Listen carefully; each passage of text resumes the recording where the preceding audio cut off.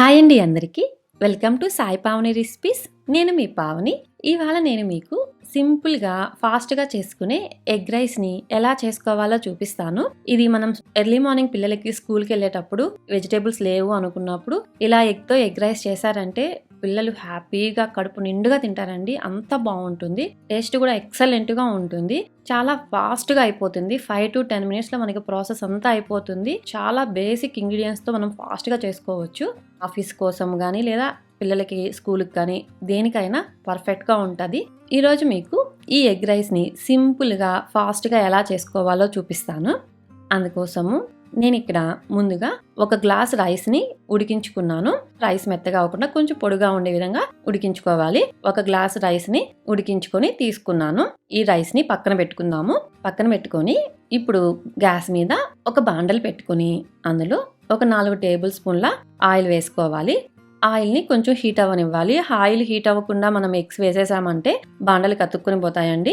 కాబట్టి కొంచెం oil heat అయిన తర్వాత ఇందులో ఎగ్స్ వేసుకోవాలి.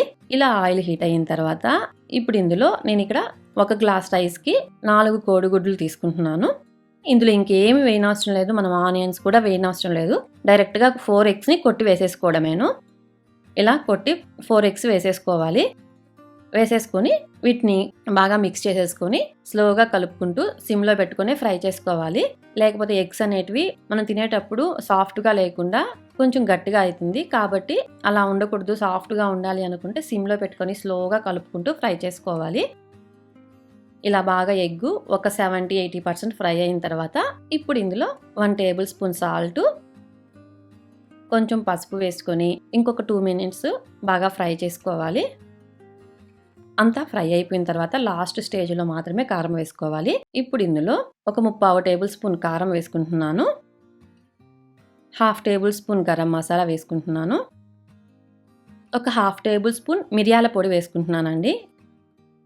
ఇలా ఇవన్నీ వేసేసుకొని కొద్దిసేపు ఫ్రై చేయకుండా 1 నిమిషం పాటు లైట్గా ఫ్రై చేసుకొని ఇప్పుడు ఇందులో మనం ఆల్రెడీ ఉడికించి పెట్టుకుని ఉన్న వైట్ రైస్ ఉంది కదా, ఆ వైట్ రైస్ అంతా వేసేసుకోవాలి.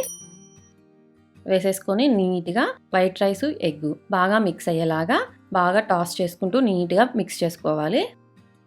ఇలా స్లోగా నీట్గా మిక్స్ చేసుకున్న తర్వాత ఫైనల్గా సన్నగా కట్ చేసుకున్న కొత్తిమీర కొంచెం చల్లుకొని బాగా మిక్స్ చేసుకున్నామంటే మనకి ఎగ్ రైస్ రెడీ అయిపోయిందండి. చాలా ఫాస్ట్గా అయిపోతుంది. ఇప్పుడు గ్యాస్ స్టవ్ ఆఫ్ చేసుకోవాలి. చూడండి ఎంత సింపుల్గా అయిపోయిందో. మినిమం 5 to 6 minutes పడుతుందండి, అంతకు మించి పట్టదు. అంత ఈజీగా అయిపోతుంది. మన ఇంట్లో వెజిటేబుల్స్ లేవు, పిల్లలకి ఫాస్ట్గా లంచ్ బాక్స్ కానీ లేదా ఆఫీస్కి లంచ్ బాక్స్ కానీ చేయాలి అనుకున్నప్పుడు సింపుల్గా ఫాస్ట్గా చేసేసుకోవాలి అనుకుంటే ఇలా ఎగ్ రైస్ చేశారంటే పర్ఫెక్ట్ ఉంటుందండి. మీరు ఇలా చేసి పెట్టారంటే పిల్లలు ఒక్క మెతుకు కూడా వదలకుండా క్లీన్గా తీసుకొస్తారు బాక్స్. అంత టేస్టీగా ఉంటుంది. టేస్ట్ చూస్తున్నాను, పర్ఫెక్ట్గా వచ్చిందండి. ఉప్పు కారం అన్నీ పర్ఫెక్ట్గా సరిపోయాయి. కాబట్టి మీరు ఈసారి లంచ్ బాక్స్కి మీ పిల్లలకి ఇలా ట్రై చేసి చూడండి. ఒక్క స్పూన్ కూడా వదలకుండా తినేసి వస్తారు, పక్కా చెప్తున్నాను.